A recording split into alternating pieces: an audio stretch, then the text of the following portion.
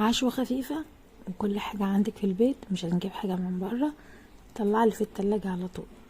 دلوقتي معايا لفة جلاش كنت سايباها برضه في التلاجة. ومعايا طبعا بصل، معايا بقى مشكل جبن بقى، رومي على موتزاريلا على وشوية لانشون كده مقطعين. مش هقولك بقى لا سوسيس ولا برجر ولا معرفش ايه ولا لحمة مفرومة، لا خلينا كده في ايه، في الاقتصاد كده، في الخفيف، اقتصاد. قرنين فلفل ملونين، ممكن تخليهم فلفل عادي، فلفل رومي عادي جدا. تمام. قطعنا الفلفل والطماطم وشوية الجبن وشوية اللانشون، ومعايا البصلاية اللي مقطعة ولفة الجلاش. وهعمل عشوة او غدوة خفيفة جدا واقتصادية موجودة عندك في البيت، والطعم خيالي. وغير كده كمان مش هتاخد وقت معاكي على البوتاجاز. معانا الطاسة هنحط فيها معلقتين زيت، وننزل بقى بالبصلاية الحلوة بتاعتنا.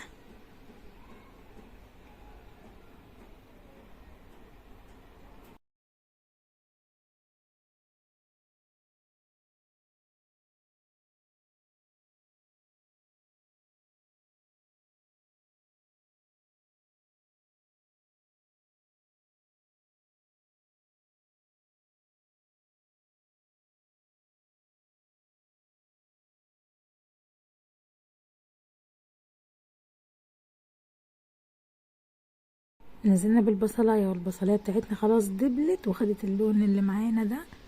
تمام. هقلب فيها شويه شويه، وبعدين هروح جايه نازله بالفلفل، فلفل الالوان او الرومي او الفلفل المتوفر عندك عادي جدا.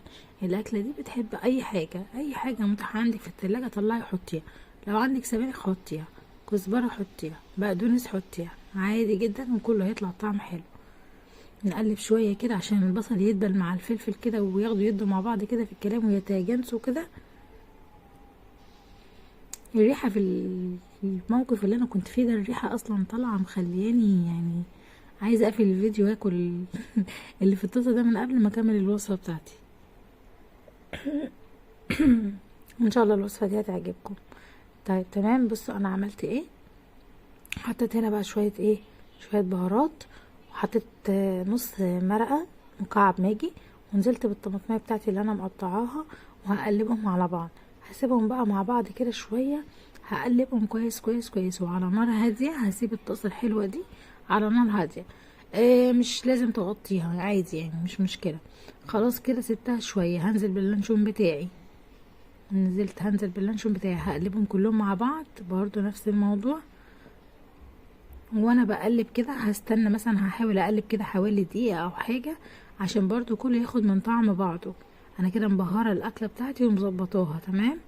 هنزل بقى بالجبن اللي انا كنت حطاها، الجبن اللي عندي في التلاجة، اي جبنة عندي في التلاجة انزلي بيها، ما تستغربيش، هتشوفي الطعم في الاخر عامل ازاي. قلبي بقى كل ده كده مع بعضه، تقليبة والتانية والتالتة والرابعة، وخلاص وارفعيها من على النار. وانا بقلب كده اصلا ولسه كمان ما قلبتش كل الكميه، تلاحظوا كده ان الجبنه الموزاريلا والجبنه الرومي كانوا بيطلعوا كده في المعلقه. بصوا بيطلعوا ازاي، كانوا بيمطوا من سخونه الاكله وجمالها وحلاوتها. انا هنا ايه، كل اللحوم اللي معايا ايه هنا، كلها دي وصفات في البيت. ايه اللحوم اللي معايا؟ هو لانشون بس. هتجيبي من السوبر ماركت لانشون بقى ب20 ب30 ب40 براحتك. هي دي الحاجة الوحيدة اللي انت تشتريها من بره. الحاجات دي كلها موجودة عندنا في التلاجة. والجلاش نفس القصة. طيب انا كده الطبق بتاعي اللي انا هحشي بيه كده جاهز معايا. يلا بقى نشوف هنحشي لفة الجلاش ازاي.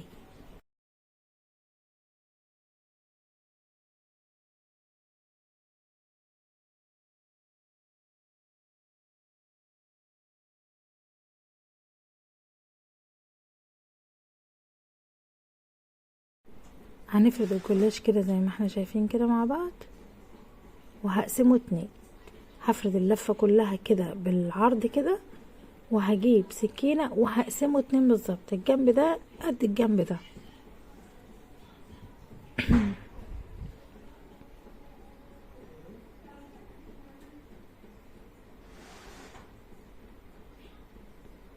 اه بالسكينة وقسمته 2، الجنبين قد بعض. بس هاخد النص ده على النص ده وهشيلهم على جنب، وهاخد ورقتين بس، مش 3 ومش 4 ولا واحدة، ورقتين بس عشان تستوي مني وانا بعملها، لان انا مش هدخلها في الفرن، كله على البوتاجاز. هجيب الحشوة بتاعتي معلقتين 3 على قد ما انتي عايزة وعلى قد الكمية اللي عايزة تعمليها، وهفردها في قلب الجلاش كده. تمام. وهجيب الجنب اليمين وبعدين هجيب الجنب الشمال عليه. طبعا انتوا تلاحظوا ان انا بشتغل هنا بايد واحده لان كنت شايله الانسه كيان على ايد التانية، فما كنتش قادره اظبطها صح. بس هنعملها مع بعض تاني وهنشوف اللفه كانت ازاي. طيب عملت اهو جنب اليمين على جنب الشمال، وبعدين جبت القطعه اللي تحت حطيتها عليه، واللي فوق خالص حطيتها عليه، قفلتها زي ما انتوا شايفين كده. طيب هعمل واحدة غيرها بقى، بس الاستاذة كان هتكون نزلت اصلا من على دراعي، فهعمل واحدة غيرها بايدي الاتنين وهشتغل معاكم صح. يلا نشوف. برضو هما ورقتين، ما نزودش عشان الجلاش يستوي معايا. عشان الجلاش يستوي خلاص كده. برضو هحط الحشوة. بصوا جبت الجنب ده وجبت الجنب ده،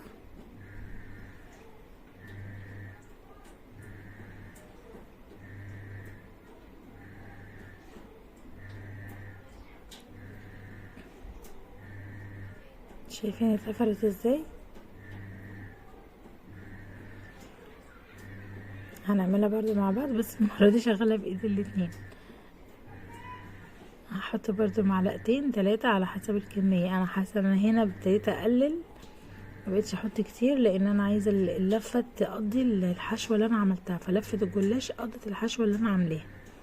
خدت الجنب ده على الجنب ده من فوقيه، اخلي حتة كده بس تكون فوق الجنب التاني، وهاخد دي كده وهاخد دي كده، وما تقلقيش مش هتفك معاكي في الطاسة، ولو عملتي الوصفة دي في الفرن برضو مش هتفك وهتطلع حلوة ومقربشة، وهتشوفوها معانا في الاخر. معايا بقى طاسة سخنة على النار، احط فيها معلقة زيت. انصحكم يا جماعه ما تحطوش معلقه زبده في الوصفه دي. في ناس اللي بيحبها بالزبده تمام يحطها، بس الزبده هتطلع لونها غامق، لان انا قبل ما اعمل ده عملت بمعلقه الزبده وحطيتها، طلعت لي قطعه الجلاش طلعتها لي لونها غامق، وحسها يعني مش مقرمشه كده، وعملت في الطاسه زي ما انتم شايفين كده. فخلوها معلقه زيت وهنحطها كده، هنسيبها وهنشوف كده من الجنب، لو احمرت هنقلبها على الجنب التاني.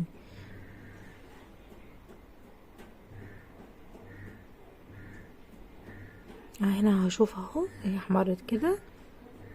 بص بقى كده، بص اللون جميل ازاي وحلو ازاي. ده اللون بقى اللي بيطلعهولي الزيت، انما الزبده مش هتطلعلي اللون ده خالص، هتطلعلي لون تاني غامق خالص.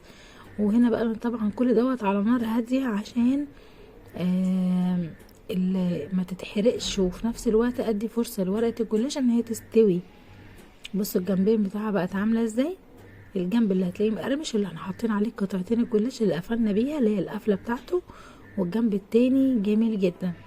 طبعا معلقه زيت تاني، او هنحط بخ الزيت كده، رشه زيت كده بالظبط. وهعمل تاني كل مره هنزل فيها قطع الجلاش هعمل معايا معلقه الزيت. تمام. وهنحط واحده تاني وهنشوف برضو هنشوفها مع بعض.